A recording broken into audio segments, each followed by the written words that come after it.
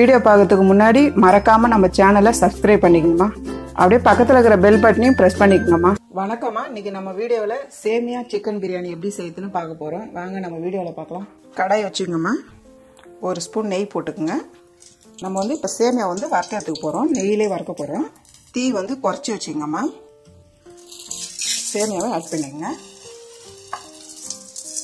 சேமியாவை அப்படியே வறுத்துக்குங்கம்மா. நெய்யிலே பொன்னிறமாக வர அளவுக்கு வறுத்துக்கணும்.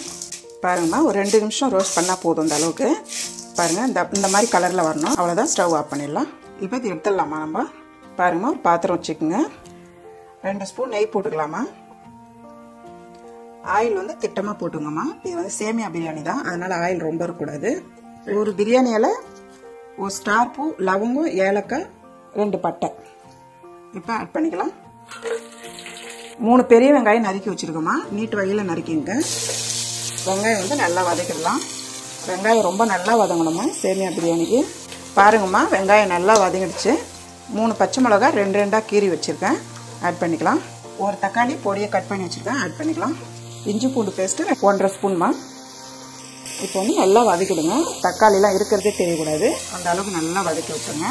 பாருங்கம்மா, வெங்காயம், தக்காளி, இஞ்சி பூண்டு பேஸ்ட்லாம் நல்லா வதங்கிடுச்சு. 2 ஸ்பூன் தயிருங்கம்மா. தயிர் ஆட் பண்ணிக்கலாம். கொஞ்சமாக புதினா, ரொம்ப புதினா போடக்கூடாது, கொஞ்சமாக தான் போடணும். கொத்தமல்லி ஒரு கைப்பிடி அளவுக்கு நல்லா கிளறி விட்டுருங்க. போட்டு 200 கிராம் சேமியாவுக்கு நான் 1/2 கிலோ சிக்கன் போடுறேன். சிக்கன் ஆட் பண்ணிவிடுங்க. சிக்கன் போட்டு நல்லா மிக்ஸ் பண்ணி விடுங்கம்மா. 1 ஸ்பூன் மிளகாய் தூள்மா.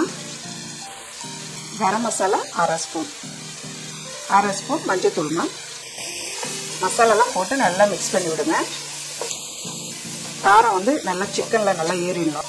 இந்த மாதிரி நல்லா பிரட்டி எடுத்திங்கன்னா டேஸ்ட் வந்து ரொம்ப நல்லாயிருக்கும். சிக்கன்லேயே வந்து காரம் நல்லா ஊறி இருக்கும், சாப்பிட்றது ரொம்ப சுவையாக இருக்கும். 200 கிராம் சேமியாவுக்கு 2 கப் தண்ணி ஆட் பண்ணியிருக்கேன். உப்பு தேவையான அளவுக்கு போட்டுக்கோங்கம்மா. திட்டமாக போட்டுக்கோங்க. இப்போ நம்ம 10 நிமிஷம் மூடி வச்சா சிக்கன் வந்து நல்லா வெந்துடணுமா. 10 நிமிஷம் ஆயிடுச்சிங்கம்மா. ஓப்பன் பண்ணி பார்க்கலாம். பாருங்கம்மா, நல்லா கொதிக்குது. இப்போ வந்து சிக்கன்லாம் நல்லா வெந்துடுச்சு பாருங்கள். இப்போ ஸ்டவ் வந்து சிம்மில் வச்சுக்கோங்கம்மா. சேமியா ஆட் பண்ணலாம். சேமியாவை ஆட் பண்ணிக்கோங்கம்மா. கையில் எடுத்து இந்த மாதிரி போட்டு விடுங்க, அப்படியே கொட்டாதீங்க.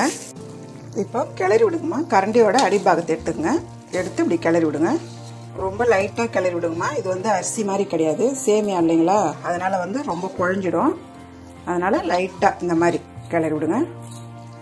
எல்லாம் 4 பக்கமும் கிளறி விட்டு இப்போ நம்ம ஒரு 3 நிமிஷம் மூடி வைக்கலாமா. 3 நிமிஷம் ஆயிடுச்சிங்கம்மா. பார்க்கலாம். பாருங்கள், கரெக்டாக வந்துடுச்சு பாருங்கள். பாருங்கம்மா, சேமியா எவ்வளோ உதிரியாக நல்லா பளபளன்னு இருக்கு பாருங்கள். பிரியாணி மேலே இருக்குது. இப்போ லைட்டாக கிளறி விடுங்கம்மா. எல்லாம் கரெக்டாக ஆயிடுச்சு பாருங்கள். தண்ணி எல்லாமே திட்டமாக கரெக்டாக வந்துடுச்சு.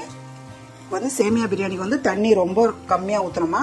சொல்கிற அளவு கரெக்டாக செய்யுங்க, ரொம்ப சூப்பராக வரும். இப்போ கொத்தமல்லியை மேலவே தூவி விட்டுருங்க. அவ்வளோதாம்மா, சேமியா சிக்கன் பிரியாணி ரெடி ஆயிடுச்சு. நம்ம எப்படி இருக்குன்னு டிஸ்பிளேல பார்க்கலாம்.